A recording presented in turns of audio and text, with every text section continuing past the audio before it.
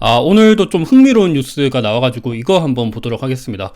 최근에 중국 본토 주식을 담는 동학개미가 많아지고 있다고 해요. 지금이 가장 싸다고.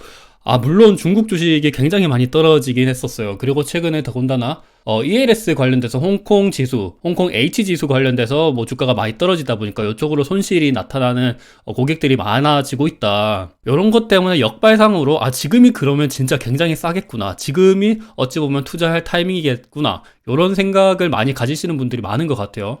저 개인적인 생각으로는 사람들의 심리가 좀 그런 것 같아요. 어떤 자산에 있어서 그쪽으로 손실이 많이 생기고 있다. 이런 뉴스가 나오면 반대로 그러면 그쪽으로 손실이 많이 생기고 있으면 그쪽으로 지금 들어가는 사람들 입장에서는 굉장히 싼 가격에 들어갈 수 있으니까 좋은 거 아니야? 이런 생각이 조금씩 있는 것 같습니다. 오늘은 그 부분에 대해서 한번 다뤄보도록 할게요. 지금 중국 주식을 투자하는 게 어떤가? 뭐 항생테크도 있겠고 중국 소비주들도 있겠고 아니면 중국 전기차 이런 쪽으로도 투자할 수도 있겠죠.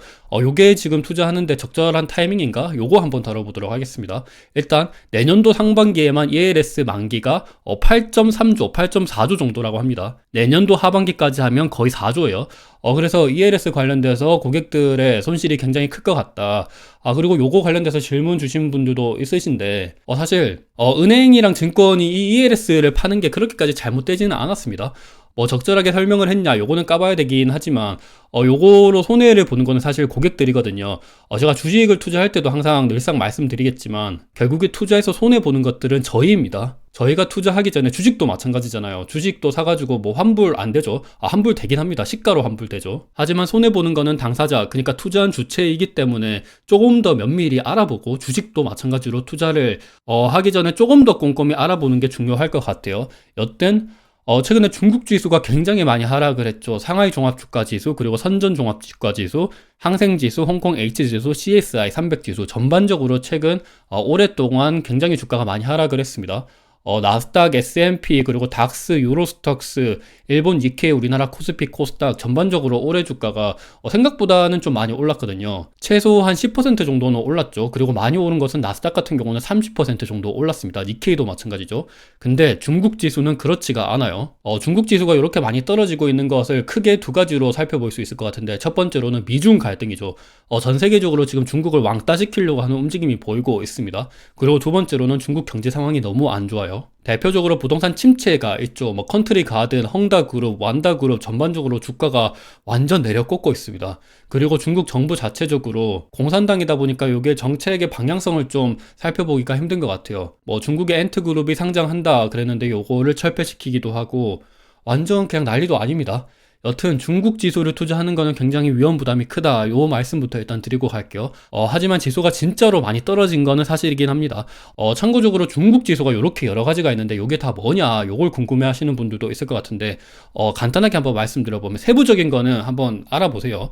상해 종합주가지수랑 선전 종합주가지수는 중국의 본토 지수입니다. 우리나라 사람들은 보통 홍콩 거래소에 상장된 지수를 사죠. 항생지수랑 홍콩 H지수가 홍콩 거래소에 상장된 지수입니다. 항생지수는 홍콩 거래소 전체 뭐 그쪽으로 상장된 지수이고, 홍콩 H지수는 중국 본토에 상장이 되어 있지만 항생 거래소, 그러니까 홍콩 거래소에서 우리가 거래할 수 있게 만드는 그런 지수예요. 그리고 CSI 300은 상해 종합주가지수랑 선전 종합지수 시가총액 상위 300개 종목을 갖다 놓은 거고요. 요 중에서 외국인 투자자들이 흔히 접근하는 곳은 항생지수이죠. 그러다 보니까 항생지수를 우리가 참고를 많이 합니다. 그래서 일단 최근 들어서 이렇게 사람들이 우리나라 투자자들이 중국 본토 주식을 담고 있다. 중국 본토 지수가 뭐겠죠? CSI 300, 상해종합주가지수랑 선전종합주가지수에 시가총액 300개를 갖다 놓은 그 지수를 나타냅니다. 우리나라 타이거 차이나 CSI 300, 요 ETF가 상장이 되어 있죠.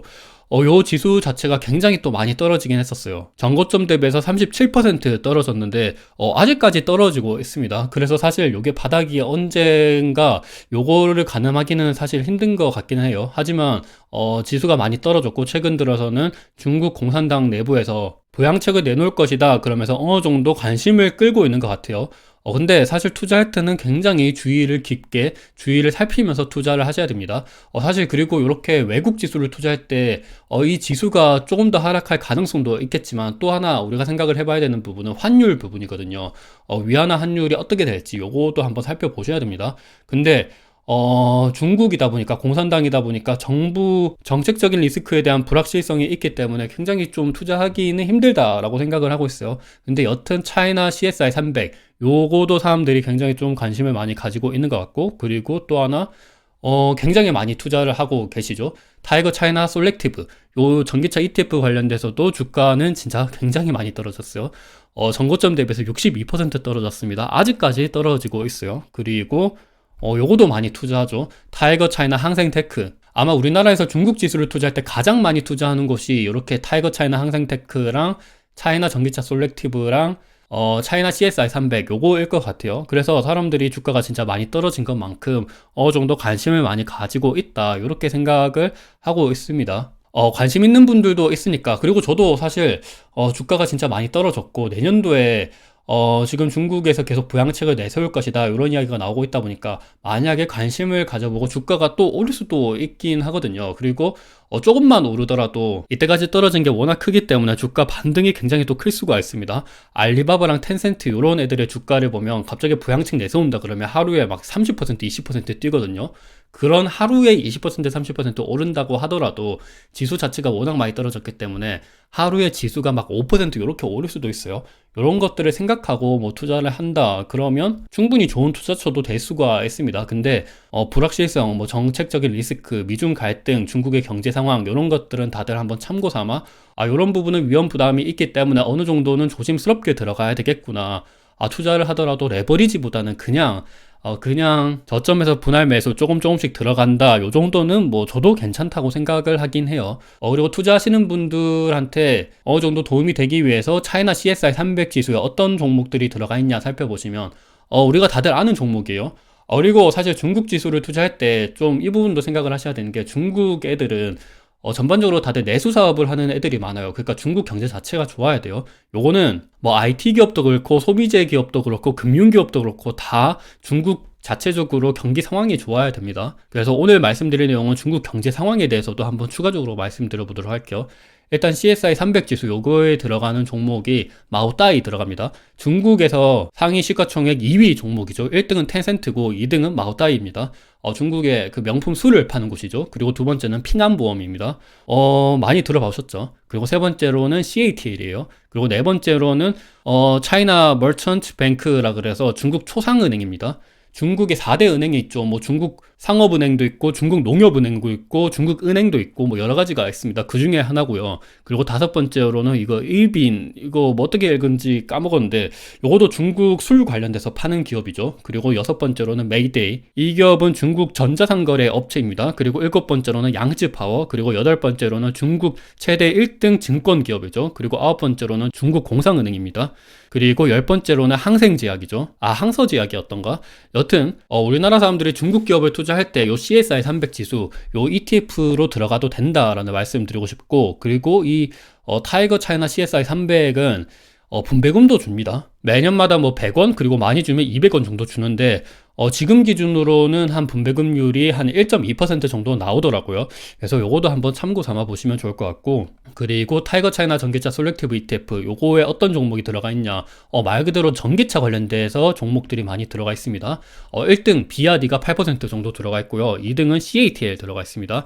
3등은 요거는 ETF죠. 우리나라 글로벌 X, 그러니까 미래에셋이 출시한 글로벌 지수일 거예요. 요거 좀 들어가고, 네 번째로는 선전 이노방스 테크놀로지, 그리고 뭐 다섯 번째도 이거 마찬가지죠. 그리고 여섯 번째로는 감펑 리튬, 일곱 번째로는 사나 인텔리전트 컨트롤, 요거도 뭐 중국 전기차 관련된 업체이고, 여덟 번째로는 이브 에너지, 많이 들어보셨죠? 아홉 번째로는 텐치 리튬, 그리고 열 번째로는 푸아우 글래스 인더스트리, 이거는 차량용 뭐 유리 같은 것들을 만드는 기업입니다. 그러니까 전반적으로 전기차 관련된 중국 업체들이 많이 들어가 있다. 그러니까 전기차 관련돼서 중국 업체들이 앞으로 성장할 것 같다 그러면 요 ETF도 한번 살펴보시면 좋을 것 같고, 주가도 굉장히 많이 떨어진 것도 사실이긴 해요. 그리고 차이나 항생테크는 어떤 종목이 들어가 있냐 그러면 샤오미 들어가 있습니다. 리오토 들어가 있고, 텐센트 들어가 있고, 콰이쇼 들어가 있고, 그리고 알리바바, 그리고 징동닷컴, 메이투안, 그리고 넷이즈, 그리고 SMIC죠. 그리고 샤오펑 들어가 있습니다. 우리나라 사람들이 중국 업체를 투자하는 거는 굉장히 힘들죠. 그래서 간접적으로 이런 ETF는 우리나라 증시에 상장이 되어 있다 보니까 이런 ETF로 간접적으로 들어가는 방법이 있으니까 요거는 뭐 개인마다 나는 중국 업체들이 앞으로 좋아질 수도 있을 것 같다. 주가가 많이 떨어졌으니까 반대로 이제 미중 갈등이 어느 정도 좀 완화가 되고 그리고 중국 자체적으로 경기 부양책을 내세운다 그러면 어느 정도 반등을 할 수 있으니까 이런 부분들을 조금 관심 있게 살펴보고 싶다라 그러시면 이런 ETF를 살펴보시면 좋을 것 같아요. 그리고 좀 중국 경제 상황에 대해서 한번 말씀드려보면, 중국 시진핑이 이제 공동부유를 접고 부양책을 꺼낸다고 합니다. 이때까지는 공동부유 때문에 부동산 정책 관련돼서 굉장히 규제가 심했었죠. 중국 개발업체가 무분별하게 중국 부동산을 개발하다 보니까, 중국 시진핑이 이제 공동부유 전체적으로 다 잘 살고 잘 먹고 막 그렇게 해야 되는데, 너희들만 이렇게 하면 안 된다 그러면서 규제를 엄청나게 때렸죠. 그러면서 중국 부동산 업체들이 완전 도산하다시피 지금 뭐 파산하고 막 난리도 아니죠. 여튼 이제는 그걸 접고 부양책을 꺼낸다고 합니다. 중국 자체적으로도 이 상황은 너무 심각하다 이렇게 보고 있습니다. 보시면 화이트리스트를 뭐 지정설이 솔솔 나오고 있다고 합니다. 부동산 기업 50곳이 화이트리스트에 들어간다라고 얘기하고 있는데, 그러니까 블랙리스트의 반대죠. 화이트리스트는 어느 정도 좀 좋은 거, 그러니까 경기 부양을 해주겠다, 뭐 보조금 주고 이런 거죠. 화이트리스트에 들어가는 곳이 이제 지금 계속해서 나오고 있는 비구위완 그리고 뭐 완다, 헝다 이런 그룹들이 들어간다고 합니다. 그리고 보면 중국 정부에서 부동산 시장에 공격적인 유동성 공급을 시도하고 있다. 하나증권에서 이런 뭐 레포트도 내세우긴 했었어요. 그리고 중국 경제를 우리가 좀 세부적으로 좀 알 수 있는 그런 지표가 있는데, 대표적으로 중국 철강 가격입니다. 보시면 중국 열연 유통 철강 가격이 좀 떨어지고 있다가 최근 들어서는 어느 정도 좀 옆으로 누웠고 다시 반등하려고 하는 움직임이 보이고 있거든요. 요게 어찌 보면 중국 경제 상황에 대해서 우리가 선행 지표로 알 수 있는 뭐 그런 거라고 생각을 하시면 돼요. 왜냐하면 중국 GDP의 거의 30%, 40% 정도가 건설, 부동산이 차지하고 있는데, 이 부동산 시황에서 가장 중요한 게 철강 가격이죠. 근데 철강 가격이 어느 정도 다시금 반등을 하고 있다. 이런 부분을 우리가 살펴보시면 좋을 것 같습니다. 그리고 항생지수가 확실히 좀 많이 떨어지긴 했어요. 지금 전고점 대비해서 굉장히 많이 떨어졌죠. 그리고 좀 장기적으로 보면 중국 항생지수가 계속해서 우상향하고 있는 것은 사실이긴 합니다. 근데 2000년도에서부터 2010년도까지는 중국이 경제 부흥이었었죠. 그때는 뭐 연평균 경제 성장률이 15% 정도 나왔습니다. 그러다 보니까 항생지수가 이렇게 미친 듯이 올랐고, 그리고 2010년도에서부터 2020년도 요때도 뭐 중국이 돈을 굉장히 많이 풀었었죠. 글로벌 금융위기 이후로 돈을 굉장히 많이 풀었습니다. 그리고 2015년도 요때 아마 중국이 기준금리를 낮췄을 거예요. 그러면서 또 한번 오르다가, 그리고 트럼프발 미중 갈등 때문에 좀 안 좋았다가, 그리고 뭐 최근까지 좋았다가 2020년도 코로나 이후부터는 박살이 나고 있습니다. 미중 갈등 지정학적인 리스크가 가장 큰 것 같아요. 뭐 경제적인 부분도 있긴 하지만 요 경제적인 부분은 장기적으로 봤을 때는 경기 사이클이라는 것 자체가 떨어지다가 오르다가 이렇게 반복을 할 수 있기 때문에 저 개인적인 생각으로는 경기 부분도 뭐 있긴 하지만 요거보다는 정치적인 리스크가 조금 더 큰 것 같아요. 여튼 최근에는 좀 많이 떨어지고 있다. 근데 정치적인 부분이 어느 정도 완화가 된다 그러면 다시금 오를 수가 있겠죠. 근데 제 개인적인 생각으로는 정치적인 부분이 쉽게 완화가 될 수 있을까? 요거는 물음표이긴 합니다. 여튼 일단은 지수 자체가 많이 떨어지고 있고 유동성 공급에 대해서 좀 이야기가 계속 나오고 있다. 그래서 이런 부분을 기대를 해보면 좀 좋을 수도 있을 것 같다라는 말씀을 드리고 싶고, 근데 중국 자체적으로 조금 돈을 막 푸는 거는 어느 정도 제한이 되어 있어요. 왜냐하면 이거는 위안 달러 환율인데 지금 위안화가 계속 달러 대비해서 약세가 지속이 되고 있거든요.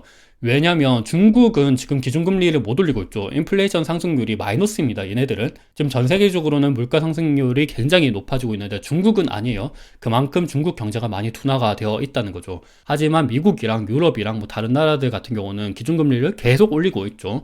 근데 중국은 계속 떨어뜨리고 있고 그런 상황인데, 그러면서 당연히 위안화 가치는 절하되고 있고 달러 가치는 절상이 되고 있죠. 그러면 환율은 오릅니다. 오른다는 게 위안화 가치는 떨어지고 달러 가치는 오른다는 거예요. 그래서 지금 지난 2014년도부터 최근 10년 동안 위안화 가치가 많이 떨어졌다. 근데 이 상태에서 기준금리를 더 낮출 수 있을까?